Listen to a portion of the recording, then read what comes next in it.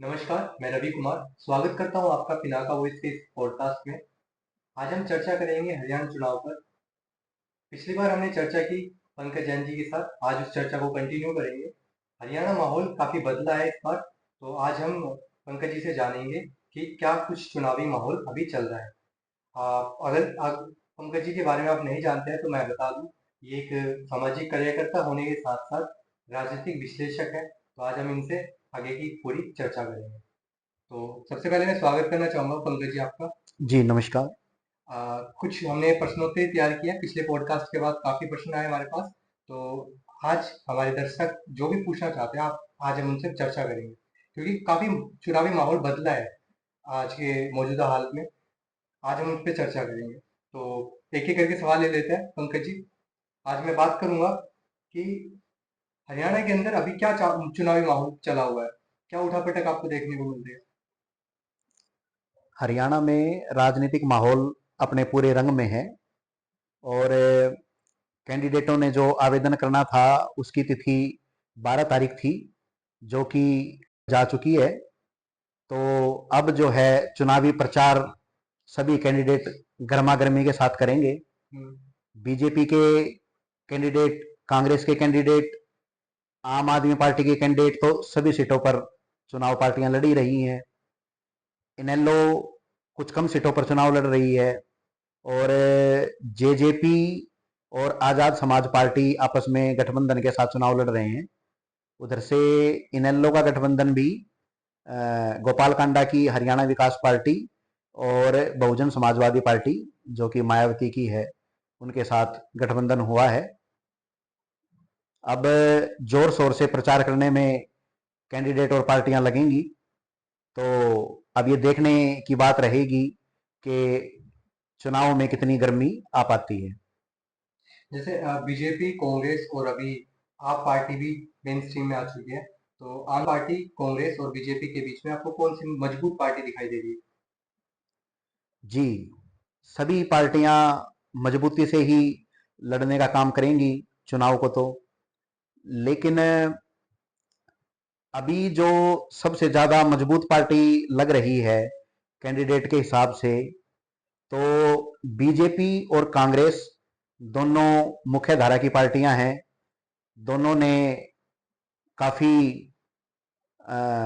जद्दोजहद कैंडिडेटों को टिकट देने में की है।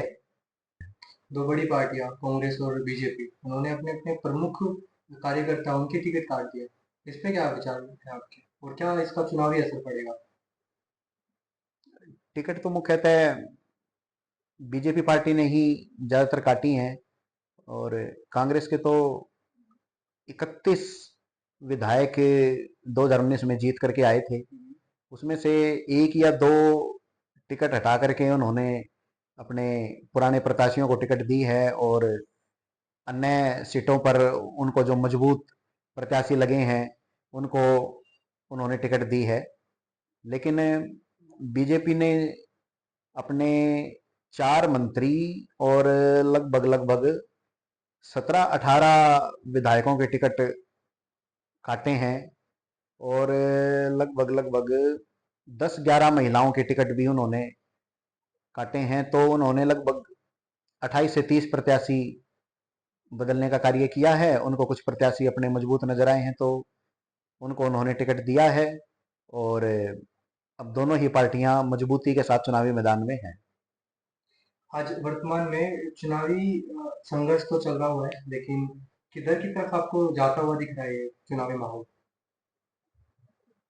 क्या बीजेपी पार्टी, कांग्रेस पार्टी, या फिर आम आदमी पार्टी, या फिर निर्दलीय, किसकी तरफ झुकाव ज्यादा रहेगा। देखिए, चुनावी माहौल में अभी धीरे धीरे रंग जमना शुरू होगा। सभी पार्टियां अपने अपने प्रत्याशियों के साथ प्रचार करने के लिए मैदान में उतरेंगी और इसमें से अभी तक जो लग रहा है, बीजेपी पार्टी ने जो टिकट वितरण किया है तो उनके पुराने विधायकों के, जो 2019 में जीत करके आए थे, उनकी टिकट कटने के कारण, या जो अपने आप को टिकट की उम्मीद लगा करके बैठे हुए थे, उनको टिकट ना मिलने के कारण पार्टी में काफी नाराजगी दिखाई दे रही है। तो उनमें से कईयों ने निर्दलीय प्रत्याशी के रूप में नामांकन कर दिया है। इससे एक अलग प्रकार की जो गर्मी है वो चुनाव में आई है। अगर हम बात करें कांग्रेस पार्टी की, तो कांग्रेस में कुछ ना कुछ गहमा गहमी तो जरूर है, नाराजगी भी कुछ है जो दिखाई दे रही है, लेकिन जितनी साफ तौर पर बीजेपी में दिखाई दे रही है उतनी कांग्रेस में दिखाई नहीं पड़ रही है।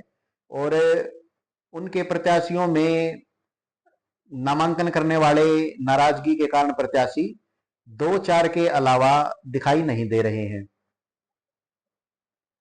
मौजूदा हालत अगर देखें वर्तमान की स्थिति के अनुसार, तो कौन सी पार्टी का ज्यादा भारी पलड़ा दिखा है? देखिए, वैसे तो सभी पार्टियां मजबूती के साथ ही मैदान में उतरेंगी, और अभी तक लग ये रहा है कि बीजेपी भी चुनाव को अच्छे तरीके से लड़ने के प्रयास में है, और कांग्रेस भी चुनाव को बहुत अच्छे तरीके से लड़ने के प्रयास में है।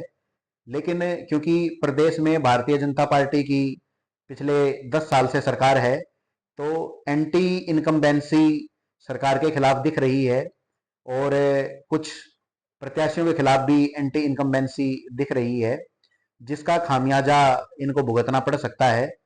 और इसी कारण कांग्रेस के प्रत्याशियों को फायदा पहुंच सकता है, क्योंकि एक तो वो सरकार में है भी नहीं, और जिस तरीके से उन्होंने अभी प्रचार प्रसार का काम संभाला है, तो वो कहीं ना कहीं कुछ हलकों में बीजेपी के प्रत्याशियों के ऊपर हावी होते दिख रहे हैं। आप पार्टी और कांग्रेस पार्टी की अगर बात करें, तो उन दोनों में कितना पलड़ा नजर आ रही है?